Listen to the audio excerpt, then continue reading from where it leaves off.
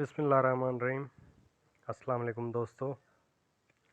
तो आज हमारे पास एक मुख्तलिफ सब्जेक्ट है जिस पे इंतहाई कम वीडियोज़ हैं।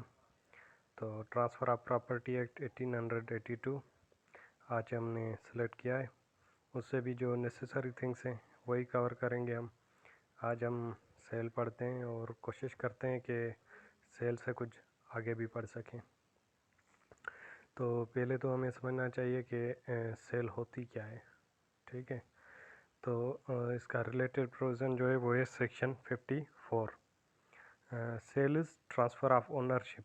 सेल क्या है? ट्रांसफ़र है, मुंतकिल करना है किस चीज़ को? ओनरशिप को। In exchange of for price paid और प्रॉमिस्ड और पार्टली पेड और पार्टली प्रॉमिस्ड। जो सेल है वो ट्रांसफ़र है, किसी चीज़ को मुंतकिल करना, किसको? ओनरशिप को।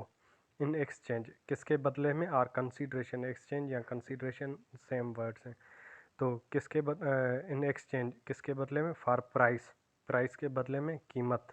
ठीक है, पेड कर दी गई हो, और प्रॉमिस्ड टू बी पेड, या प्रॉमिस कर दिया गया हो कि मैं कल पे कर दूंगा। ठीक है, या ऐसा हो कि पार्टली पेड हो और पार्टली प्रॉमिस्ड हो। ठीक है, तो जो इसके एसेंशियल्स हैं वो हैं तीन। क्या? एक तो ट्रांसफ़र। ठीक है, सेल के एसेंशियल्स तीन है। एक तो ट्रांसफ़र है किस चीज़ की, दूसरा ओनरशिप, तीसरा प्राइस पेड और प्रॉमिस टू बी पेड। जब ये इन तीनों में से कोई भी चीज़ नहीं होगी तो ये सेल में काउंट नहीं होगा। ठीक है, अब हमने सेल का कॉन्सेप्ट समझ लिया कि सेल क्या है। It is transfer of ownership in exchange for price paid और promise to be paid.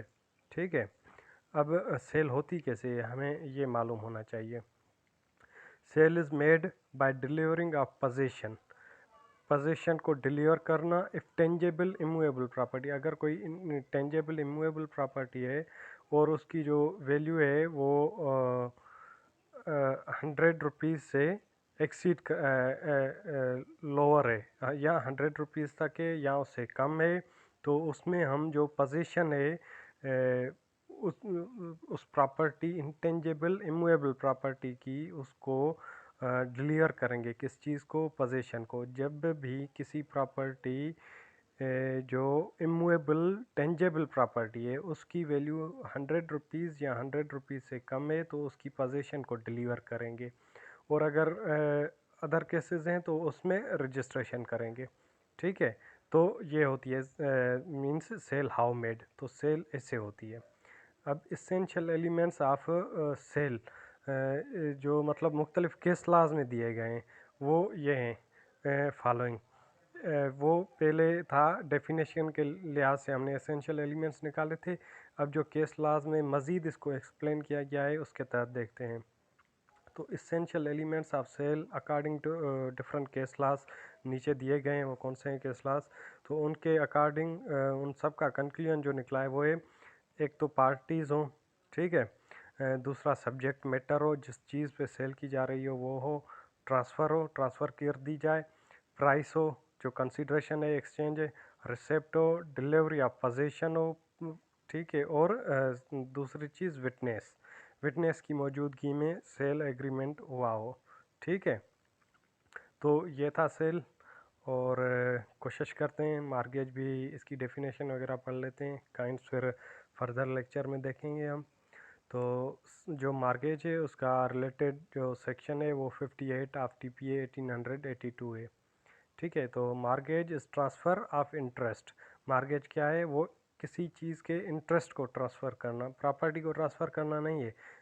Transfer of interest है इन स्पेसिफिक इमूवेबल प्रॉपर्टी, किसी भी मखसूस इमूवेबल प्रॉपर्टी में for purpose of securing money. किस चीज़ के लिए?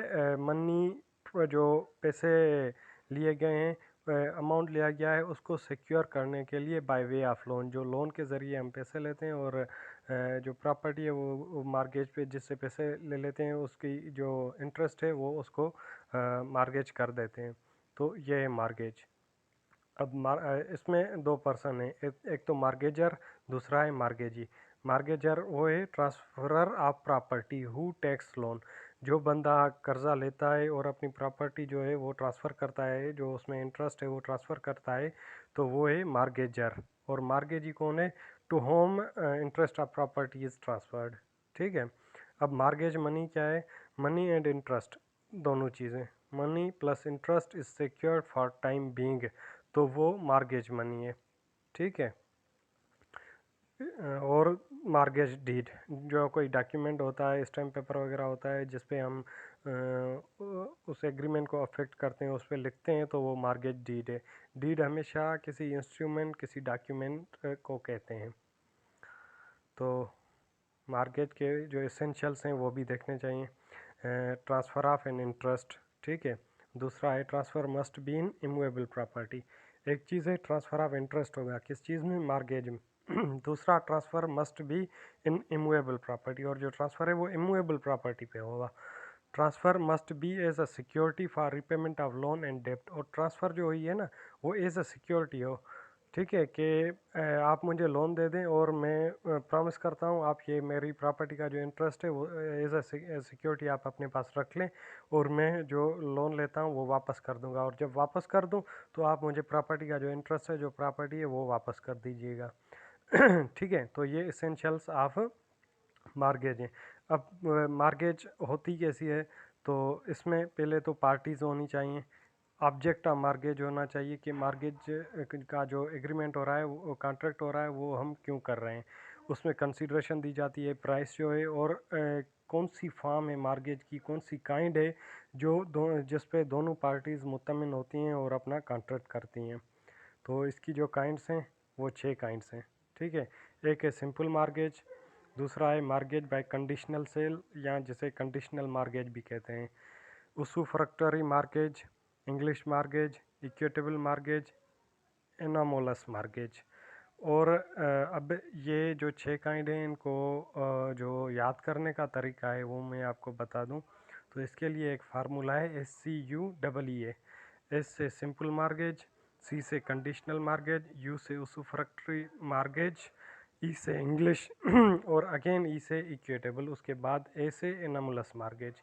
तो ये जो 6 लेटर्स हैं आप ये याद कर लें, इंशाल्लाह आपको जो मार्गेज की काइंड्स के नेम्स हैं वो याद हो जाएंगे। और हम नेक्स्ट लेक्चर में जो मार्गेज की ये काइंड्स हैं इनको फर्दर एक्सप्लेन करेंगे।